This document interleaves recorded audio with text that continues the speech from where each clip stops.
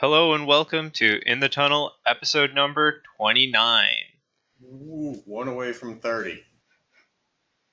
Yeah, quite a bit happened since the time we last recorded, right? Yeah, hopefully. Hopefully. I Hey, mean, I mean, things happen, days have passed. It's yet another Friday. So, yeah, it's safe to say that things have happened. right, but we had NFL go on the day after we recorded. Now, They're still doing that.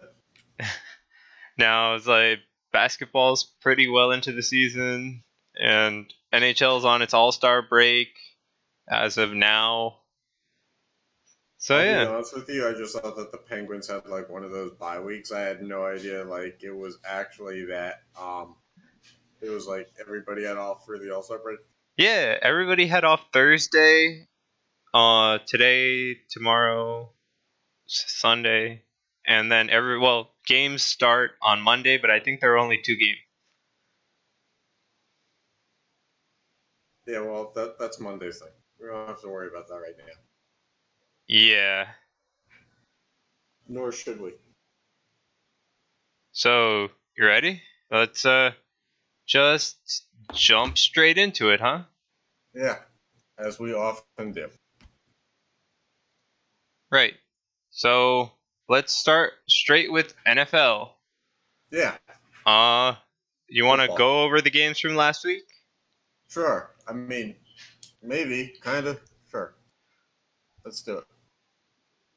All right. So, uh, you want to go serious first, or you want to go humorous first? It's up to you. Let's go humorous Dealer's first. choice. All right.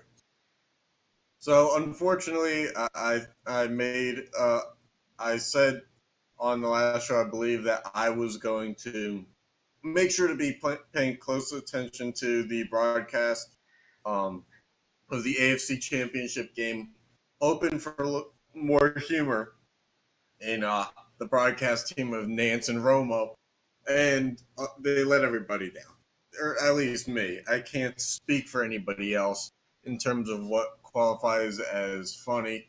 But in the AFC Championship game, I only got one little tidbit, and that was Jim Nance. He decided in the first quarter to say about the Kansas City Arrowhead Stadium crowd that, quote, making noise isn't a problem here. It's kind of obvious. Yeah, I mean, they don't exactly not sell out the AFC Championship game or the NFC Championship game or any playoff game, really. So I think that, like, especially in the beginning of the first quarter, um, that would be fairly obvious. Yeah. Especially when it's literally the beginning of the game. Yeah, There's yeah, nothing to bring them down. exactly. And speaking of bringing down, uh, what is it? Iskinen for the Stars just wiped out on the fastest skater. Of course. Like, no, like straight into the boards. Oh. Yeah. So he's doing what looks like a redo.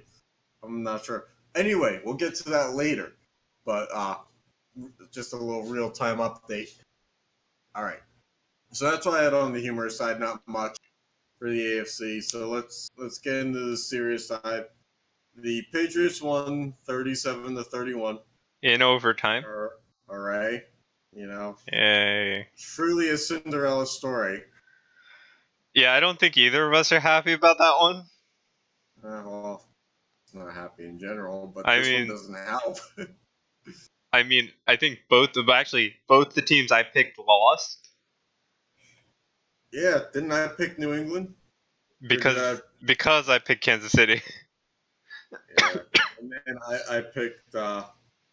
I know I for sure picked LA. Yeah, I picked New Orleans. I had my reasons, Of and they course. did not let me down. Of course. Anyway, Yeah, so I mean, takeaways from the game though, it was pretty damn exciting near the end. It was. It definitely didn't start out that way. Oh, start out of that game was like, why am I watching this thing? Yeah, I mean, it was like it was like the beginning of the Patriots Chargers game, where it was just like, you know, if this is gonna happen the way it is, like I just better find a different way to watch, or like not even watch at all, just find something else to watch. And it was kind of like, but it's football, and there's not much left, so I guess we're just gonna, stick around and watch. And Right. luckily, it didn't get as bad as we thought it was looking to get, and for that reason, the game got more exciting. And when, And Kansas City found some offense, which they did yeah. not have any in the first half. It Oh, was yeah. like 30 some total yards in the first half. They were, after like they got sacked a bunch of times in the first quarter. That really, like, those sacks went for so big of losses on each one that it really kind of like took Derailed away them. from what they really did. Yeah. Like they had like 14-yard lost sacks, and it's like, I mean, they could have had like double the offensive yards if he took out the sacks. I guess it still wouldn't have been any better, like Not 60 some really. yards for a half. But No, their it would first have half been less was embarrassing. pretty bad, like abysmal for a playoff game. Yeah, no, I definitely agree with that. But I mean, to be fair, they came back, tied it for the end of the regulation. Yeah, and then they put their defense on the field first, Um, which so not exactly. I mean, like they didn't stop anything at all. yeah, not. They had a couple interceptions, but in terms of true like 3-and-out stops, it's like they really had trouble getting off. It's like when you in Yeah. like every media, like radio and outlet will have already said this, but at what point do you like figure out that you can't play zone against Tom Brady? Well, they Because that's didn't, exactly how even though they you won. said that. That's exactly how the Patriots won. They played, Yeah. they beat zone coverage. Yeah, and you said that You would last think week. like you'd have like yeah, you'd think that you'd have like just a sliver of a different look for the over. Like after 60 minutes of it not working, try something else. Right. 31 points given up, not enough. We need that concrete layer of proof that comes with giving up 37. Right. And so, god damn it, they really went for it, and they Failed gave us, miserably. they got the answer to their question. It's like, Hmm. what happened? And, well, you already knew the answer, but Yep. keep trying, I guess. Hmm. The Patriots converted 3 3rd-and-10s on that game-winning drive, and then the dumbest penalty of all time, the was it neutral zone infraction where the linebacker set up in In the neutral zone and just kind of stayed there. Yep. Something that absolutely had no impact on the play that followed because Kansas City intercepted it. And it's not like lining up in the neutral zone was what caused the interception. Hmm. So, I mean, Kansas City, they had their shot. And They had a really good shot. that close. I mean, they were that close. Obviously, not physically that close. It was, however, close. D Ford decided to line up off from, but Right. Right. Yeah. So I mean, tough luck. I mean, not really. They had the opportunity. I think they could have won that game, but they didn't make well, many adjustments. Well, their also defense didn't make many adjustments, in my opinion. yes, but also every playoff team needs to figure out when you're playing the Patriots, and this is regular season too. Stop giving them more than a minute Hmm. to like go down the field. Right. Like kudos to you for going ahead with like a minute and 40 seconds or whatever it was. You can't give them that much time. Right. It's like it's textbook term is 2-minute drill, and you're giving them only 20 seconds less than that. Yep.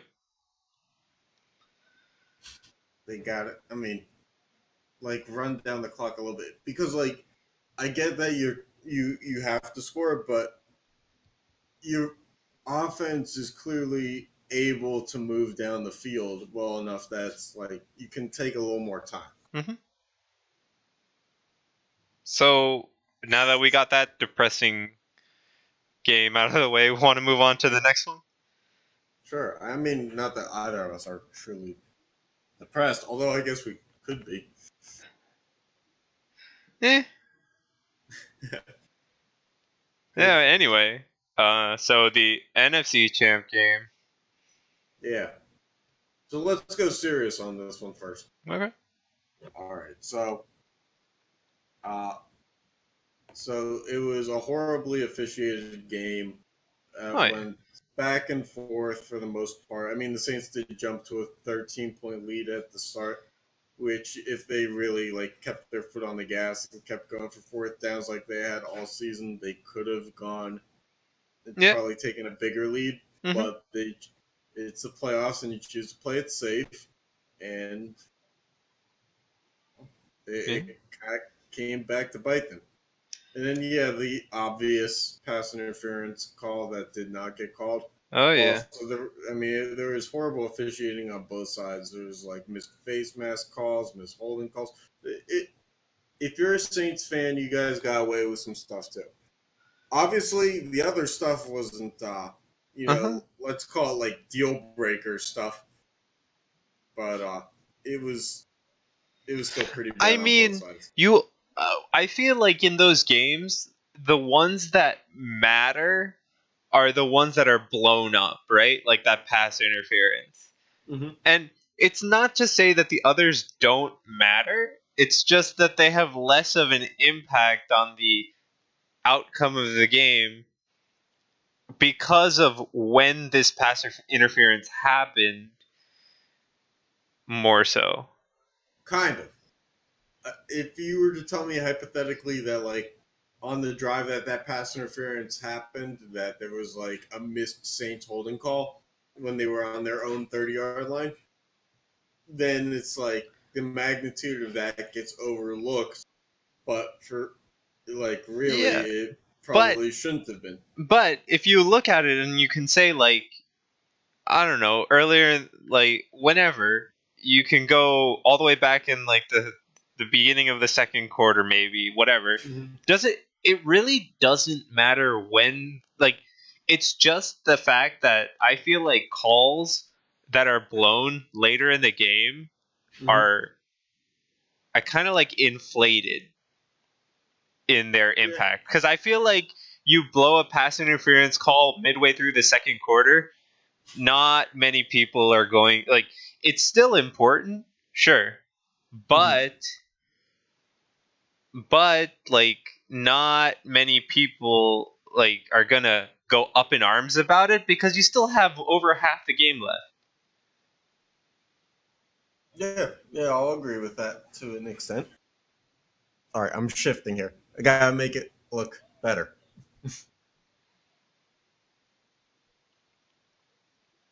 All right. I mean, I mean that's just my point. I'm not saying that pass interference call was, like, okay. Of course it wasn't okay, but I'm just saying that if there was a similar call earlier in the game that was missed, we wouldn't put as much of a limelight on it and bring it up so much because there's so much of the game left.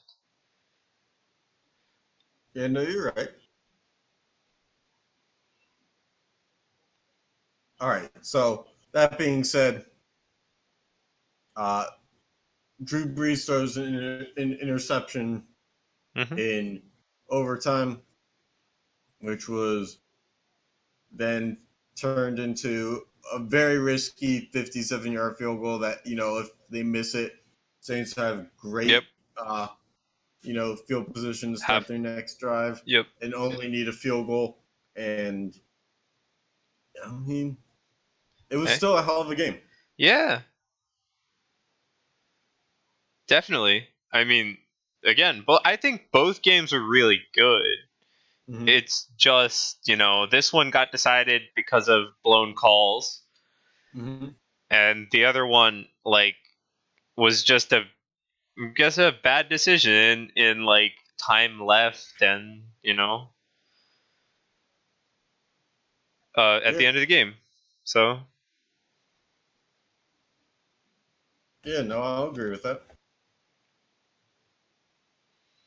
yeah, so you want to move on to the Super Bowl matchup? No, I do not. Well, I too have bad. more. Too No, I bad. have more. Oh, fine. Well, you Oh, know wait, what? you have more, right? Yes, that's what Okay. I was saying. Okay, go. I have more. All Shoot. right. So, damn right I will. Anyway, so let us not go without the fact that there was definitely a noise aspect to this game. Loud Superdome. Right. So much so that Jared Goff had to. I mean, remember, NFL makes tons of money, all the science in the world that they could be doing. They put tape on top of his ear holes on his helmet. Tape. Tape. Good Good job. stuff. Because a helmet definitely doesn't like have any openings in it in other spots where the noise could get in, like say like the face. Well, yeah, Well, I mean, just tape up the ear holes. to be fair, like covering the ear hole is not a bad idea because that's the direction that most of the noise they hear comes in. Mm-hmm. I'm not saying tape helps. I'm just saying that covering up the ear hole does reduce the amount of noise that they do hear, even though the largest opening is in front of their face. Oh yeah, absolutely. But I don't think that I mean, get some like cotton balls or something. You mean to tell me that there's not like a trainer with cotton balls? I don't know. All right. So, and then other than that, I do have more. Okay. And I probably should have given you a picture to pull up on Whistle Guy. My question for you on Whistle Guy: love him or hate him? No. That doesn't answer the question. I mean, I think hate's too strong, but Moderately dislike. yes. Okay. That's where I stand too. One, you can't put me in a position to watch a football game and have fake whistles going on. Yeah. That's like the most misleading thing. Yeah. Especially if you're a fan of like if I were, I would argue to say if I'm a Saints fan, I hate Whistle Guy more than if I'm not a Saints fan. Right. Because it's like everything you've done just sounds like it's about to be whistled back on a flag, or like everything that or like if like an opposing team like scores and you think, oh, the play was dead. Yeah. And it's like, oh, just disappointment there too. Right. I just don't know that like I can be on board with Whistle Guy if he's on my team. Nope. But apparently he has been the leader of men in that more people have been bringing whistles into the Superdome for Saints games. Oh boy. Big no. You can't we can't have fake whistles. It's Nope. like you're standing next to people in sections of these people paid to be there. Yep. Absolutely not. They didn't pay for your whistle that you got at the dollar store. They paid for the football game. Mm-hmm. You are not the ref. You do not make the calls. Right. But I mean, Leave the your refs whistle didn't make at the home. calls anyway. But Well, yeah. It's not like they compensated for that loss. yeah. All right. So, and then this guy, he's affectionately, or I guess lack thereof, known as the Whistle Monster. Oh boy. Take that for whatever it's worth. Oh boy. And then we got one more. There was a viral video going around earlier in the week. Everybody likes to do their Madden recreations of moments. So some guy did a recreation of the non-pass interference call. He went user on the Rams safety or whoever it was, and purposely same Right. routes, and the refs in Madden called it a flag. There you go. Not that there was any argument, just further proof that it was indeed to be a flag that was not a flag. To be fair, that is a computer game, and it's easier to code like those, especially because that was blatant. So obviously going to be a flag. Yeah, absolutely. No, you're right. Just I would share with you, my friend Sean. Okay. Well, I mean, now that that's over, let's talk about the Super Bowl game. All right. You mean the big game? Yes. It even says it on the graphic. Well, just because I don't know if we're allowed to say the other one. I don't know if there's like, No, you can say it. Okay. All right. Sounds good. All right. So, just realizing I did not put that in the sheet. So we're going the other way. We're going graphic style research on this. So we got the both tale two of seeds, right? Yes, the tale of two seeds. Okay. Try saying that 3 times fast. It may be easier said, or maybe easy to do. I really don't know. What do you say? I can't hear you. It's a tale of two seeds. Tale of two seeds. Tale of two seeds. Well, aren't you just so talented? Oh my god. All right. So anyway, I mean, we really do have like a weekly Nick segment at this point. Yep. Anyway, I'm not opposed to it. Anyway, right. So yeah, what do you think? We got the Rams and we got the Patriots. Before we even get into this, the over/under on the Rams playing zone. Oh, over is way too much, and it'll definitely happen. But at the same time, the thing is, Aaron Donald. Yeah. Aaron Donald conquers the line. Mm-hmm. So I'm just going to say at least 4 times in the game, their zone will be compensated for by an exceptional play by Aaron Donald. Okay. I can agree with that. I'm not going to say sack. I'm just going to say the pressure is going to be enough to like force something to happen. Okay. All right. That being said, I still maintain the belief as a fellow AFC team fan. If it takes Brady and Belichick winning this Super Bowl to get Brady out of the league, so be it. It's not going to happen. He's not going to leave the league due to winning this Super Bowl. Well, I'm saying going out on top, but at the same time, I'm not rooting for Patriots. I would never root for them. I'm just saying, like, I'll settle for that at the work as like. Okay, but like I could be at peace with that. What do you think is going to happen? Whatever I don't want to happen. So you think the Patriots are going to take it? What do you think is going to happen? I'm going to be disappointed. Fair enough. I mean, it's looking like that. That's kind of how the life goes. This is not anything new. Yep. Yeah, so I mean, again, the last 2 games were decided in overtime, so they were pretty close. And I really feel like you could have seen either of the other teams in here. That's a good thing, though. It shows that, like, the competition was still there. Which sometimes you lose, like when the friggin' Patriots played the Chargers 2 weeks before. Yeah, but also this is like, it's been so long since I feel like we've seen a Rams-Patriots game that I have no idea what to like expect in terms of like how the game quality will be. The Rams team is like so different from, I feel like, the last time I actually paid attention to the Rams. But so is the Patriots. Their core is kind of the same. The core is the same, but in terms of the quality in which they've played at this year, it's not. Right. Yes, I get it. You have a football jersey. And you're so very proud of it.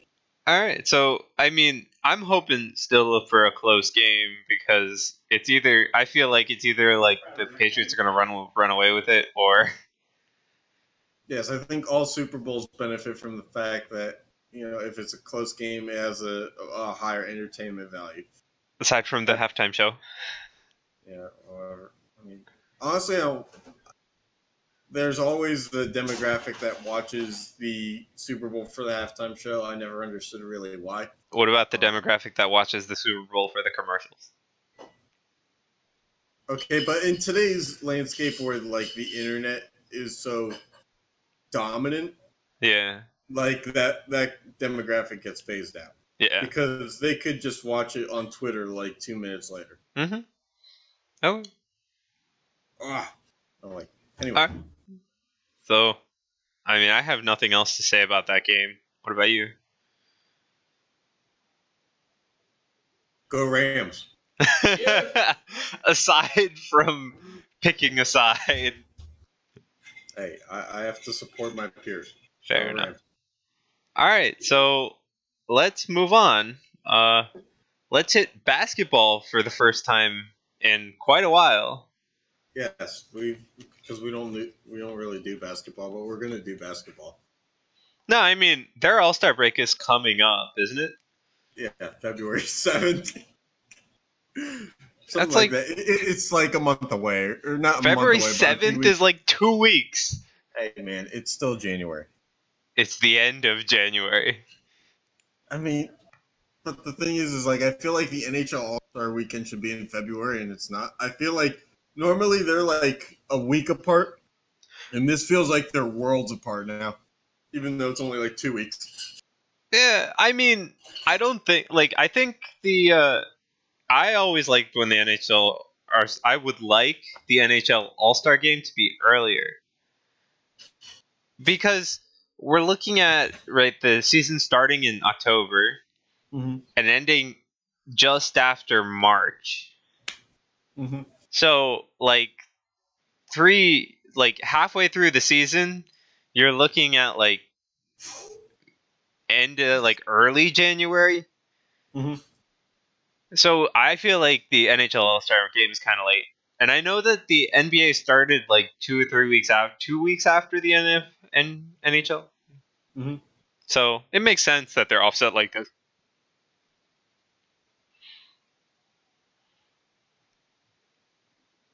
Hello? Yeah. So I mean, just a quick couple surprises about basketball though. The Nets are playing a lot better than I expected.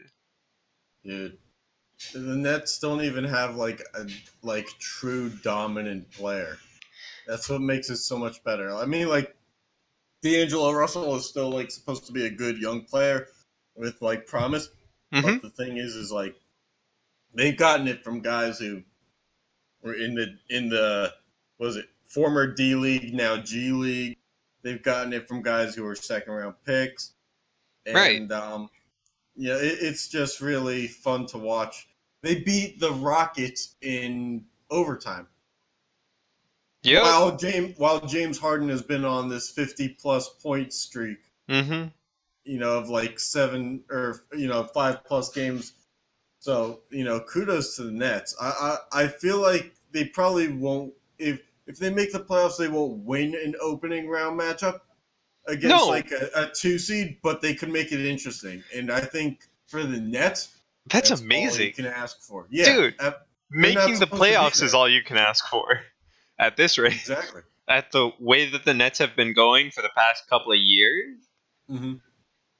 man, it's actually kind of making me want to tune into It's games. refreshing.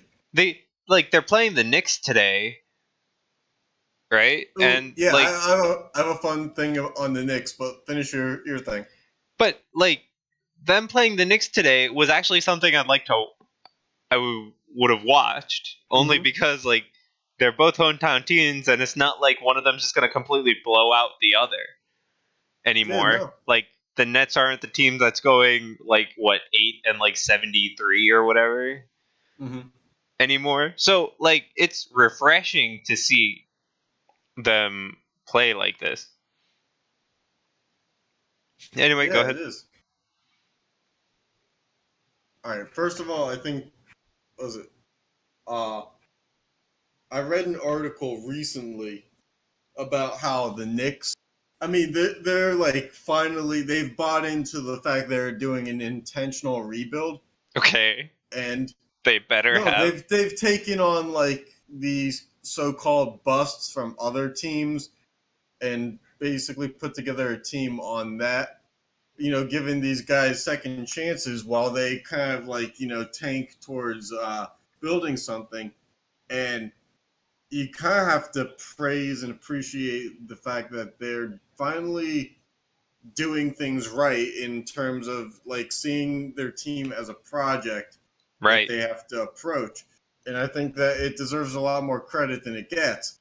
Obviously you're in New York and like people just don't like to think like, oh, the Knicks are a bad team, or they're just not satisfied with a team that can't compete. But it's building for a better tomorrow by doing this. So I mean, I'm not a Knicks fan by any sense of it, but they're finally doing things right. And if you're a Knicks fan, and if you really think about it, you can probably appreciate how like they're really trying to build for the future. Oh So I yeah, just wanted to touch on that. definitely. Uh, yeah, and like it's not a case whereas both teams are bad anymore. Hmm. It's like at least the Nets are doing pretty well. Yeah, I mean, definitely rooting for the Nets. I mean, I obviously, I grew up watching the Nets, and I did choose the Suns for a while, but every once in a while, I like to bring back my Nets pride. So that's not enough that I buy a shirt, but I'll definitely. I'm happy for the Nets at this point in time. Yeah, I'd like to see sustained success throughout the year, and hopefully, if they make the playoffs, I'll watch every game that they're in. That's my vow to the Nets. yeah, Because down here in Wilmington, like we don't even get like the Hornets games in Charlotte. We don't. So like the media market just doesn't spread throughout the whole state. So it's hard to watch NBA basketball down here. definitely. Um, but that being said, like I feel like nothing has really changed since we went over it at the beginning of the season. Aside Mm-hmm. from the Nets climbing into a playoff spot right now. I mean, some of the early surprises of the season have kind of like taken on their normal roles and have like kind of dropped down. But other than that, by the way, it also says on my phone that we're offline. Yeah, I don't know what's happening, but the live is going a little wonky. But I'm still recording according to OBS. Okay. So do we have this later? Yeah. All right. Well, that's good. Just making sure. Sorry, Yeah. we're having some technical difficulties, as most shows do sometimes. Uh-huh. And Jeremy, scoot over a little bit to your left. Cool. Woohoo. Ugh. Sorry. I do not mean to disappoint you, sir. It's okay. All right, we're back now. It looks like. Nope, it's gonna go in and out for a little bit. It's looking like a connection issue on some end. Yeah. So I took down the share because I'm watching the OBS metric, but it's looking okay. Um, aside from that, like again, as I was saying, it doesn't really feel like the NBA has changed much. Uh, like we still have Milwaukee, Toronto at the top of the East, right? And Golden State is still the top of the West. Who could figure? Yeah, I mean, Golden State overtook like Denver, who was there for a while, but Right, I didn't really expect that Denver was going to stay there. right. And I mean, Denver's only 2 games back, so there's that. Yeah, but And, with all the injuries that Golden State's had, now that Golden State has DeMarcus Cousins healthy, you gotta think that they're going to run away with it. right, right.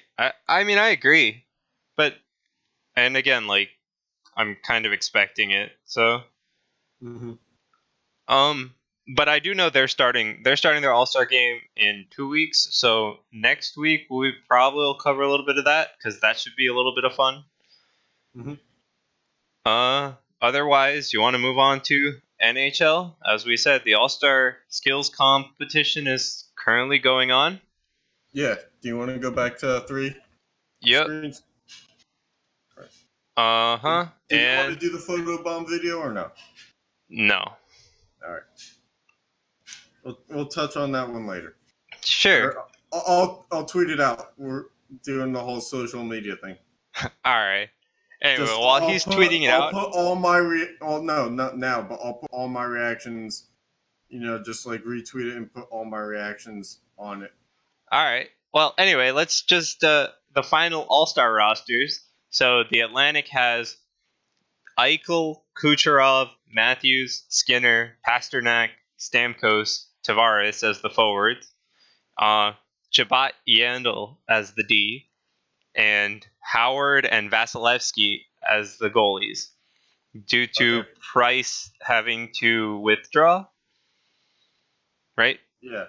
And let me just say right now, I did not think that this was going to look as small as it does on our third screen. For all futures, I'll just like split it up differently. Yeah, than this one was too small to read. I did not anticipate that. Sorry to anyone who is a viewer of said broadcast right now. So yeah, we're as a compensator, we're gonna just read through the rosters one more time. right. So Yeah. in the Atlantic, we have Jack Eichel representing Buffalo, Nikita Kucherov representing the Lightning, Austin Matthews for Toronto, Jeff Skinner for Buffalo, David Pasternak for Boston, Steven Stamkos for Tampa Bay, and John Tavares for Toronto, and those are your forwards. Then you have Thomas Chabot for Ottawa and Keith Yandel as your defenseman, and you have Jimmy Howard of Detroit and Andrei Vasilevsky of the Lightning representing the goaltending core. Right. And for the Metro, we have Sebastian Aho of Carolina, Cam Atkinson for Columbus, Matthew Barzal for the Islanders, Sidney Crosby for Pittsburgh, Claude Giroux for Philly, and Kyle Palmieri for the Devils, who is replacing Taylor Hall. Mm-hmm. And then on defense, we have John Carlson from Washington, Seth Jones from Columbus, and Chris Letang also from Pittsburgh. And then in goal, we have Braden Holtby from Washington and Henrik Lundqvist from the Rangers. Yep. All right, and then in the Central, you have Patrick Kane, Nathan MacKinnon, Ryan O'Reilly, Mikko Rantanen, Mark Scheifele, Blake Wheeler, and Gabriel Landeskog, all representing the forwards. You have Miro Heiskanen, who wiped out in the previously fastest. alluded to defenseman who wiped out in the fastest skater, and Roman Josi as the defenseman. You have Devin Dubnyk and Pekka Rinne as your goaltending duo. Right. And then in for the Pacific, we have Johnny Gaudreau, Clayton Keller, Connor McDavid, Joe Pavelski, Elias Pettersson, Leon Draisaitl as the forwards. And for defense, we have Brent Burns, Drew Doughty, and Erik Karlsson. And then in goal, we have Marc-Andre Fleury and John Gibson. Yeah, Flower. Yep. All right. So let's just hit the competition, should we? Yeah. So I will have to get into a little bit of a research mode. So let's see, just see who's already. The skills competition is currently going on. So just to see who's won any events that we've missed so far. Any chance that you want to like help us transition into some of the stuff while I do that? Right. So I mean, for the skills competition, right? Well, why don't we just go to the ones that have finished? I guess. So the ones that have finished. We'll go through them all. Can we go through the rosters? Right. Where are we? Oh yeah. So let's just start fastest skater. Right. We know that finished because we had one wipeout while we were on air. So like the old song, Wipeout, and there's like do do do do do do do do do do, and it Right. just happens to be that this is in San Jose. So anyway, so this year they have a special guest for some of the competitions. I didn't get to check if it was all, but this year it's Kendall. I can't pronounce that last name. I'm so sorry. I'm guessing it's Coin. Coy, Coin. from the U.S. women's national team, who participated in this. Then from the Atlantic, you have Eichel. Metro has Atkinson and Barzil. Central had Heiskanen, and Pacific had Keller, McDavid, and Pedersen. All right. So who do you want to guess won this contest? You don't need to guess. Well, do you know who won? Yeah. I mean, I'm pretty sure I do, but I mean, I don't think I need to guess. But I mean, did you look it up? No, I didn't look at the results. I just know that they're out.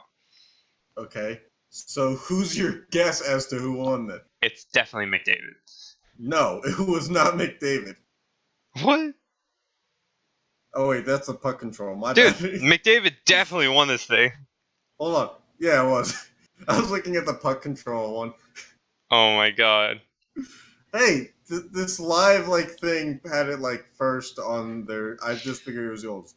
Yeah, so Yes, he's won this for the won. third straight year, by the way. Surprise. This is why you probably didn't need to guess. And Yeah, Kendall go ahead.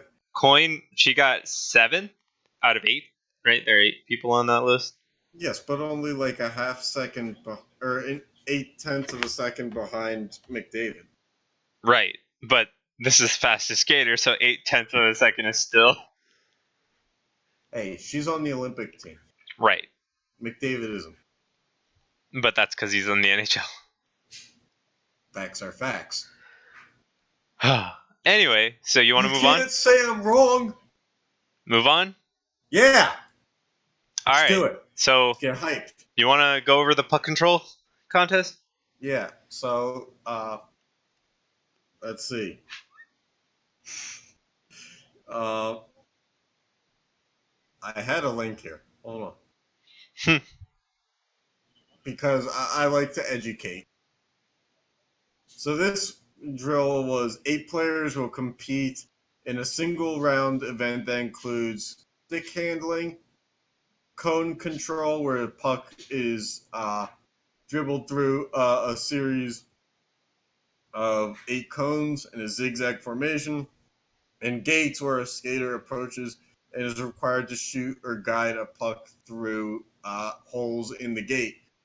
So then at that point, you have to shoot and put it into the net, and that is the puck control drill. In the puck control contest, we had, representing the Atlantic, Jeff Skinner of Buffalo and John Tavares of Toronto. In the Metro, we had Claude Giroux of Philadelphia, Patrick Kane, Gabriel Landeskog, and Mark Scheifele representing the Central, and Johnny Gaudreau and Elias Pettersson representing the Pacific. Now, just a random thing, I feel like Elias Pettersson was put into a lot of events for the Pacific, but just a slight observation that could be wrong. Yeah, he's the youngest one there also, right? So Exposure, why not? He's the future. And then they had this a guest drill demonstrator, Rebecca Johnston of the Canadian women's national team. Right. Because so we have to learn from somebody. So, I mean, they're all in. Do you know who won? I do. Would you like to guess? I don't need to guess this time. It wasn't McDavid either. He's not playing. He's not on this one. Well, it just goes to prove my point. So guess him. I don't need to guess. I can see it. It's Gaudreau. You just ruined the whole game. All right. So yeah, it was Gaudreau. He put the pucks through the cones and the gates. He's a very organized person.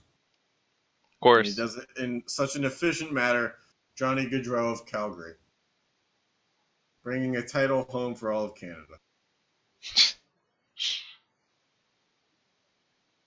All right, so anyway, now that it's I love over, these awkward silences. They just go to prove how we are never on the same page. oh boy. I mean, I'm pretty sure this competition is the only one where every of the same position is participating, right? Because it's the consecutive saves competition. So- And this is going live currently. Mm-hmm. So, So- you can't possibly know who's won this. Because it hasn't finished yet. Yeah, well, can't ruin the game if there's no game to play. Oh my. But by the Yeah, time I'm salty about it. by the time most people listen to this, it would have been over. Okay, you want to guess who won? Did it just end? No. No, then I don't want to guess who won. Oh, come on. Are you afraid of being wrong? You already got the AFC and NFC teams wrong for the Super Bowl. Yeah, so what? I'm saying, what's one more? Ah, I love the sigh. When you sigh, it's just a classic, like, I got you. All right, so anyway, the participants were in the Atlantic, Jimmy Howard of Detroit, Andre Vasilevsky of Tampa Bay. In the Metro, Braden Holtby and Henrik Lundqvist. In the Central, Devin Dubnyk, who's currently stopping pucks, and Pecorine. And then in the Pacific, you had Fleury and Jean Gibson. So there Right. you go. And Devin Dubnyk just had his 4-save streak snapped, and he just got scored on 2 goals in a row. oh. But isn't it the consecutive saves contest? It is. But, like, I mean, you get, like, X amount of, like, tries to get the streak going. Oh. And then, like, it's like, the graphic only shows, like, 9 spots. But if you're on a save streak after those 9 spots, it keeps going. And then, like, when you get scored on after that, it's over. So, when does a streak count if he's allowed to save 4, then get 2 scored on? Oh, it's just your largest streak. Oh, okay. And you have a certain amount of pucks to do it, or is it just... Like I said, the graphic showed 9 opportunities, so I'm guessing, like, if he had gotten scored on the 9th opportunity or the 9th shot to face him, then he would have been gone. But right now he is on a 6-save kind of streak right now. So Okay. he's just going to keep going until he gets scored on, and now it's 7. We're doing Alright. play-by-play here, folks. Well, Play-by-play. I think play-by-playing somebody saving a puck is kind of boring. Oh, Draisaitl just scored. Oh, okay. Well, let's Alright, move on. Yeah, it was a 7er. Okay. So, next contest is the best passer. Yeah, so now we're going to do predictions. Yeah, Because so it hasn't happened yet. so you have both defensemen from the Atlantic, Chabot and Yandel. And the Metro, you have Aho. Then in the Central, we have Yossi, O'Reilly, and Rantanen. And the Pacific has Yes. Draisaitl and Carlson, with Brianna Decker from the women's national team demonstrating how to pass. Correct. Those gold... Didn't they win the gold medal? The women's team? Yeah, I think. Yeah. I'm not sure. Someone had to. It's either the U.S. or Canada every year. Or, I don't know. Eh. Some other country. It And has that, to be a and that country. was... That's how you explain how the... Well, it doesn't, because remember, Russia ended up being the Olympic athletes from Russia. So it doesn't Alright. have to be a country. Oh boy. I mean, what? It's I mean- true. They couldn't play for their own flag. Yeah. It's whatever. All right. So anyway, So the way that this drill works is, because if we're going to describe it and make predictions. So this one includes 3 skills: the breakout pass, players given 10 pucks to attempt to make a pass to 3 players, and then to the mini nets where they must complete a pass over a barricade and into the 4 mini nets scattered throughout the ice, and then target passing where they must complete successful passes to all targets that randomly light up every 3 seconds. So they're LED targets. So right then and there, you have the criteria that consists for this contest. Sean, who do you think wins this contest? I'm just gonna say Miko Rantanen because I feel like it.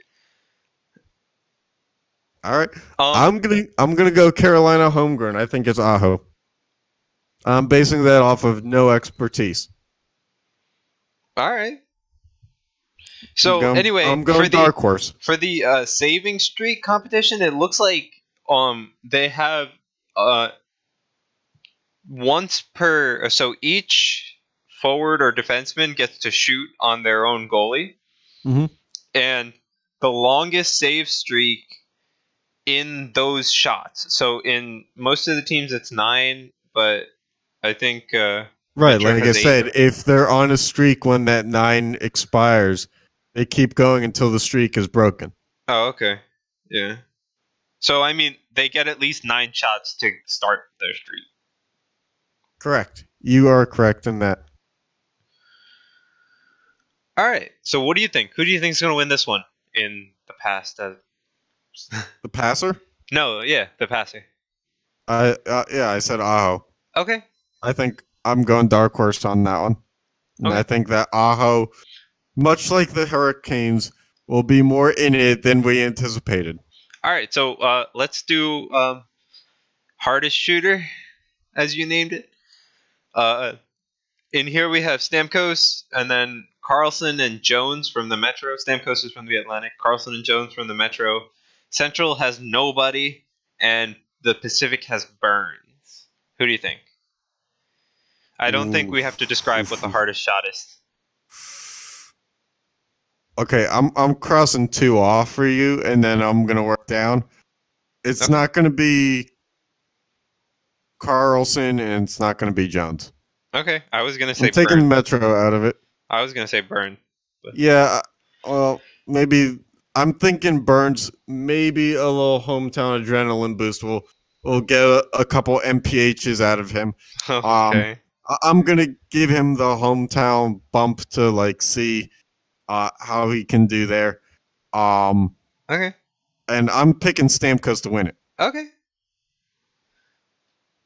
All right. So then the last contest is the sharpest shooter. So this is where they get a bunch of targets that light up, and they have to hit those targets, and they only have a certain amount of time before the target switches if they don't hit it.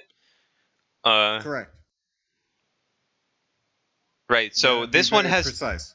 This one has 2 demonstrators, one from the U.S. team, one from the Canadian team. Right. So I think this was just probably a way to put the rivalry back on ice and go head to head. Not really. But we'll find out. Okay. If it hasn't happened yet, we'll see. Okay.